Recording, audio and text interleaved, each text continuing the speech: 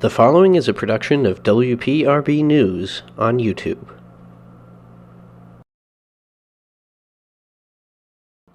John McPhee is a Pulitzer Prize-winning author, New Yorker writer, and a Princeton professor. He's a prolific writer. In his career, he's penned tens of books and dozens of articles.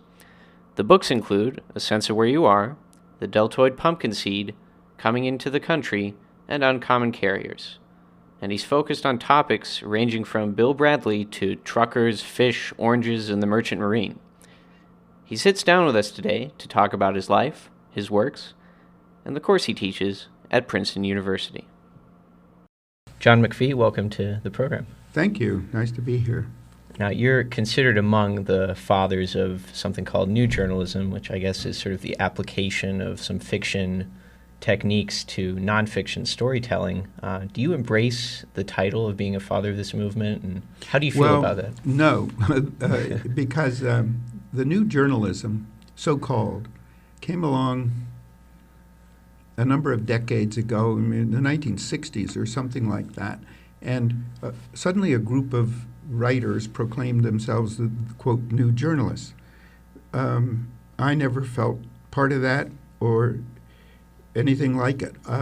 There were plenty of journalists that preceded them.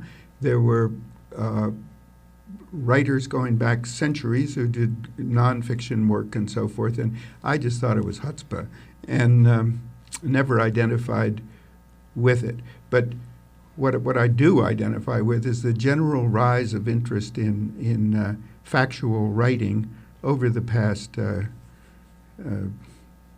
20, 30 years, whatever it is, and that's been, I've been very much participant in that, that's what I do for the New Yorker. Right, and I can definitely see that that you're not entirely like a lot of the new journalists that sometimes you get sort of identified with. I mean, certainly, like Tom Wolfe and Hunter Thompson tend to include themselves in their story. You have noticed in an interview, you actually said that you like to sort of melt into the seat when you're doing your research. Describe your style of sort of field work. I think you've actually called it that. Well, this question of whether you're in the piece or not, it depends on whether you need to be, in my view.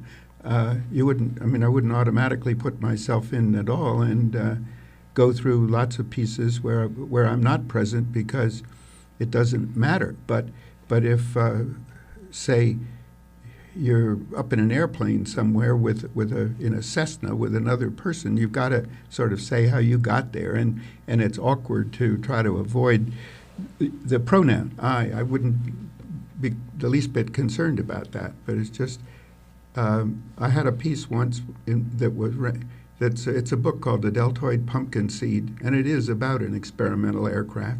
And in this manuscript, I used the pronoun I once, because that was literally when I got into a Cessna with a guy, got up in the air near the end of this story, and what was I doing there? I had to be there, but in all the previous scenes and things described, there was no need for me. So my editor says, this is really odd. He says, you've got to put yourself into this story somewhere else. And I said, look, I only need it in this one place.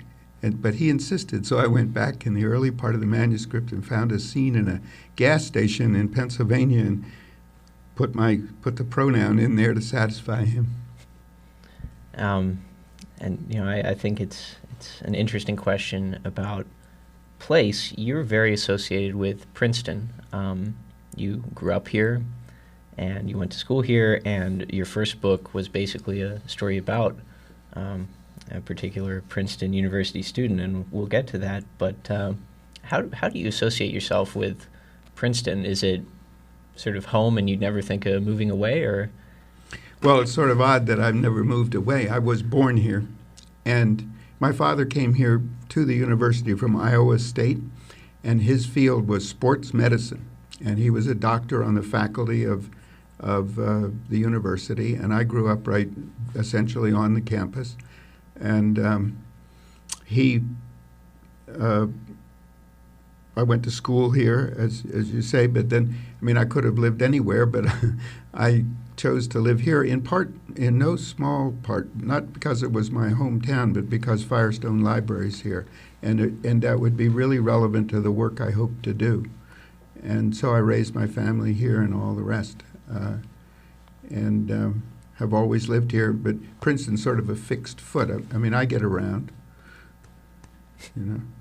All right, and let's talk a little bit about that first book that you wrote, and it was actually the first piece you got published in The New Yorker about Bill Bradley. How did you meet Bill Bradley?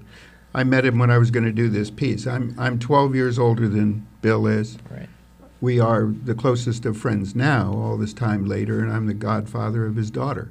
But I didn't know him. I had just watched him play basketball and heard a lot about him through my father and through all kinds of people around here who were in the sports scene in Princeton.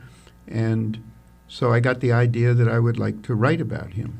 And I was working at Time magazine at the time, writing about show business. And I proposed this story to the New Yorker, who told me to go away, that they'd just done a basketball player. And I looked that up, and they'd done this basketball player, Bob Cousy, 5 years earlier, but they didn't want it. But I sat down and wrote a 5,000-word letter to the New Yorker. It turned out to be 5,000 words long, telling him why I was going to write about Bill Bradley for somebody, because I was so attracted to this story. And I got a letter back that said, no guarantees, of course, but go ahead and try it. And so most of that letter's in the book, in one form or another. Right, and you said you were working at Time. What was the New Yorker to you at that point? Was it sort of this ideal that when you graduated you wanted to go work there? And how was the process of sort of finally getting there? From high school days and forward, I read the New Yorker, and I liked all of it, but I particularly liked those long factual pieces, and developed an ambition to do that someday if I could. But that's a easy ambition and a long jump. And the New Yorker was having none of me when I was in my early and mid-20s, and actually for quite a few years there. I was turned down by them for essentially 10 years, which is something I pass on to students, not to discourage them, but to show them that it takes a while for a writer to form. They weren't wrong in doing that, but by the time and I worked elsewhere, and I worked at Time magazine for a good time and learned a lot, and came to this point when I proposed that story to him. But I had been closely I'm sorry, I'm hesitating here, but pieces in the New Yorker were much longer and more complex, and you had a lot of room to do things in, and that's probably why it appealed. The possibilities of factual writing, nonfiction writing, seemed to me to be more promising there because of the space you would have.